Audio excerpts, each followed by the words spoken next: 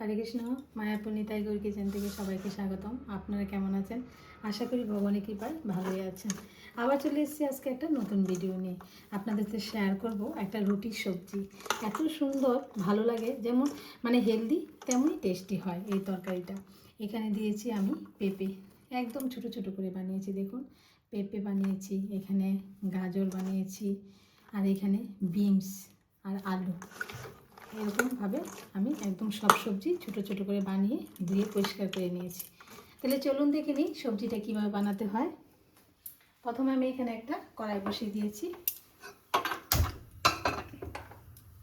দিয়ে দিচ্ছি তেল। এটা আপনারা সাদা তেল অথবা সরষের তেলেও রান্না করতে পারবেন। আমি এখানে 1 চামচের মতো তেল দিয়ে দিলাম।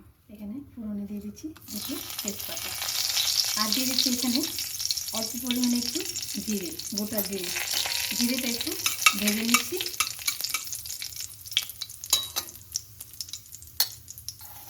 আর দিয়ে দিচ্ছি অল্প পরিমাণে মেথি।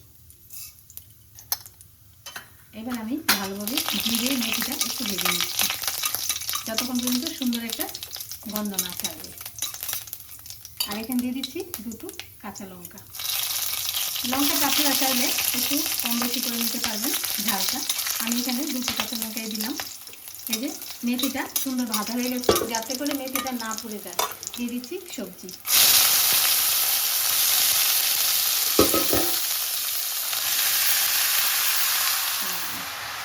লবণটা পরিমাণ মতো দিয়ে দিলাম।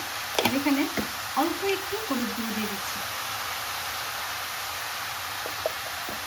এবার ভালোভাবে নেড়ে চেড়ে এটা আমি 2-3 মিনিটের জন্য ঢাকা দিয়ে রাখবো, একদম অল্প আঁচে, যাতে করে সুন্দর সবজিটা সিদ্ধ হয়ে যায়।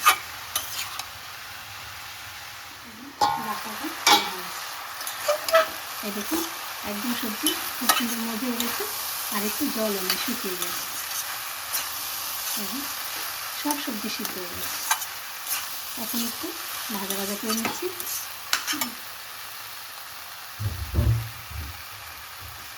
দিয়ে দিচ্ছি স্বাদ মতো একটু চিনি। চিনিটা দিয়ে ভালোভাবে একটু নেড়ে চেড়ে নিচ্ছি।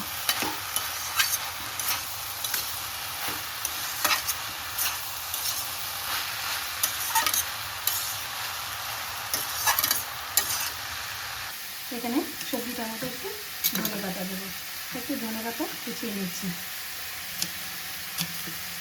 যেহেতু আর কোনো মশলা দিচ্ছি না, একটু ধনে পাতা সেলটা খুব ভালো লাগবে। দিয়ে দিচ্ছি ধনে পাতা।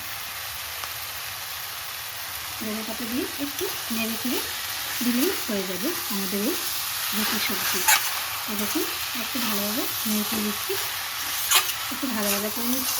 আর এটা একদম শুকনো থাকবে, কারণ লুচি পরোটা দিয়ে খাওয়া হবে, রুটি দিয়ে একদম শুকনো। এখন আমি নামিয়ে দিচ্ছি। এই যে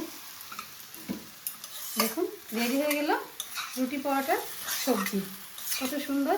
আর এটা কিন্তু অনেক শরীরের জন্য খুবই ভালো, অল্প তেলে খুব সুন্দর। এরকমভাবে আপনারা করে ভগবানকে ভোগ লাগিয়ে প্রসাদ পেতে পারেন। আর অবশ্যই কমেন্ট করে জানাবেন আমার এই সবজিটা আপনাদের কেমন লাগলো। আজকে ভিডিও এখানে শেষ। সবাই ভালো থাকবেন, সুস্থ থাকবেন। আবার দেখা হচ্ছে পরের ভিডিওতে। হরে কৃষ্ণ।